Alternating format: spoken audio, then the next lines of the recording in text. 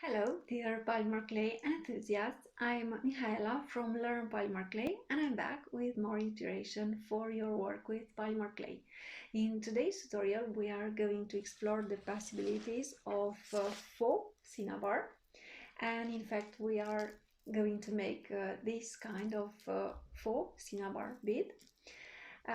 In fact, this is a bead embroidered piece, and this is also my one of my first attempts of using polymer clay to make beautiful components for my bead embroidery.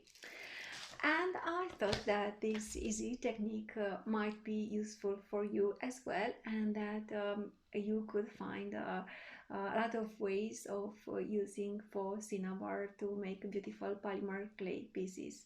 So let's dive into the tutorial.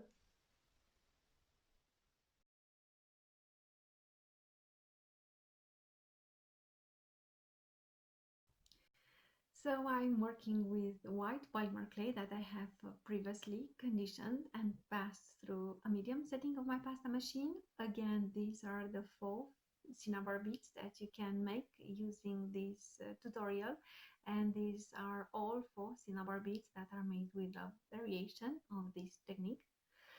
So I have chosen the longevity symbol. This is a Chinese symbol that I like very much, and it is also a simple one, so it is going to be easy to impress it into the clay to have a textured um, pattern on the bead.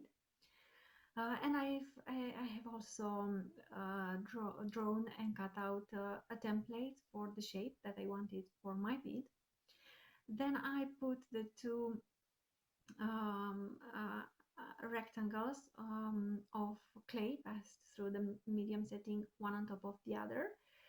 And I've used the Pavelka Bloomin texture plate to impress a texture on the back of the bead. This is going to be the back of the bead. And then I'm just going to use my paper template to cut out the shape that I want for the bead.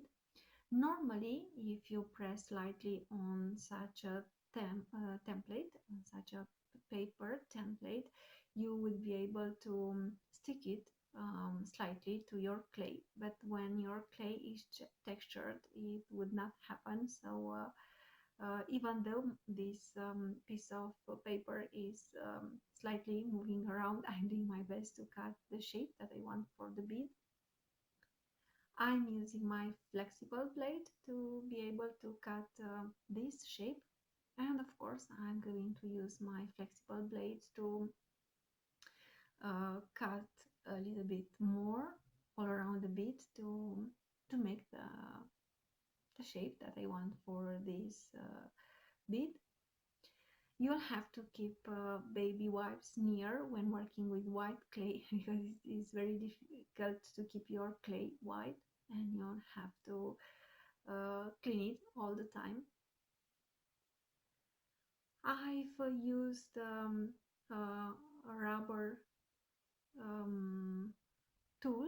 I don't know, you can use your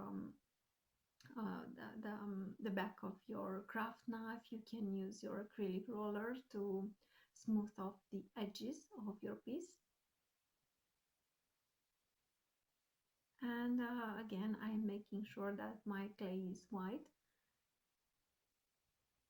So I flipped the piece over, and I am going to use my dotting tools to impress this pattern into the clay. So I'm just passing over the lines, and I will do this several times to make sure that I'm impressing even a lighter version of this pattern into the clay.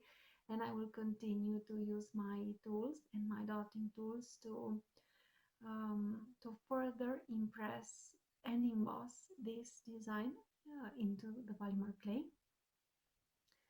So I'm just passing on top of the lines several times, and I have an initial impression that I can work with. And then again, using my dotting tools, I'm just pressing more on the lines to emboss the pattern. And I'm taking the time to do this because I really want to have a very beautiful impressed and embossed design in the end. And you will see that when you apply the ink, this design will stand out even more, and it will look even more beautiful.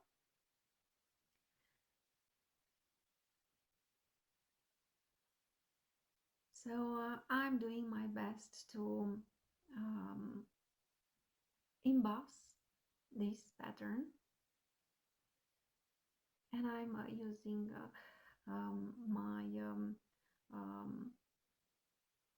my tools. I don't know, you can use your dotting tools, you can use such silicone and tools. You can even use an old pen to with dried ink to to impress this kind of design into the clay.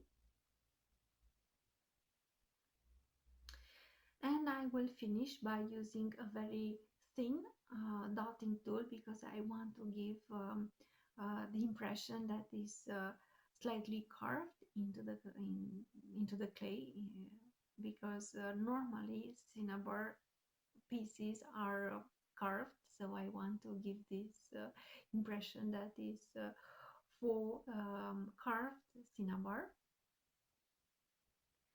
And then I've just used an old toothbrush that I'm not using anymore, of course, and I've used it to impress a rough texture into the piece, and this will also allow my ink to settle in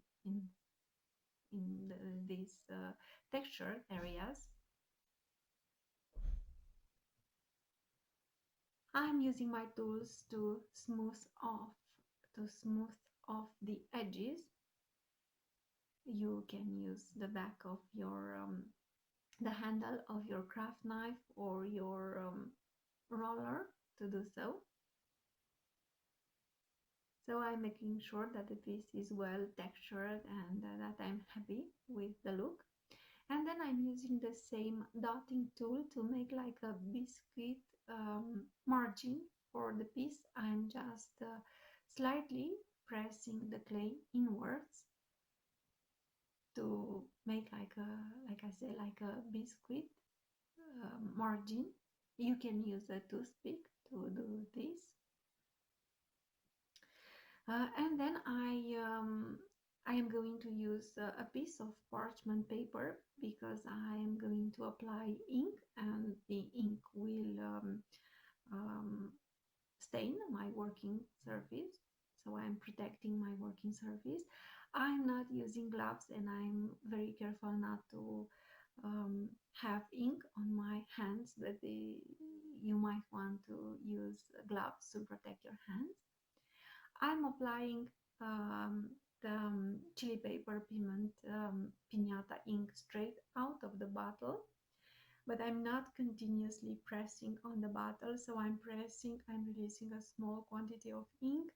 I'm spreading out the ink using the tip of the bottle, and then I'm applying more ink, and I'm playing also with the amount of ink that I'm applying. And you will notice that in some areas, when I have applied more ink, I have a darker color. In some areas you would say I've used black ink, but I didn't. It was just red ink in larger quantities. And you can use baby wipes or tissue papers to remove um, part of the ink if you think you've applied too much. I've also colored the margins of the piece.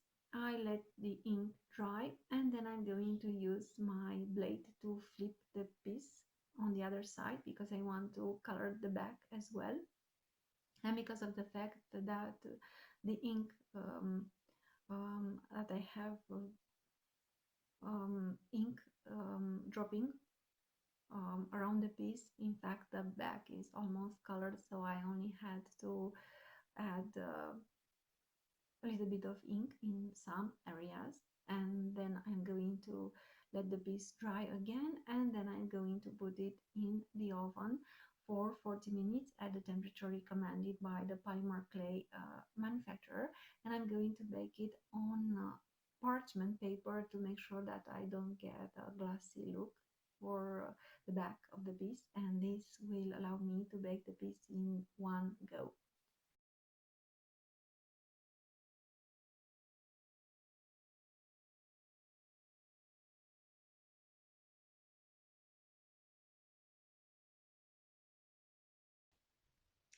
I hope that you like this technique, and I hope that you see possibilities for using this idea in your work with clay. If you want more inspiration for your work with polymer clay, please push the subscribe button and the notification bell. So again, thank you for watching the tutorial, and stay tuned for more inspiration for your work with clay.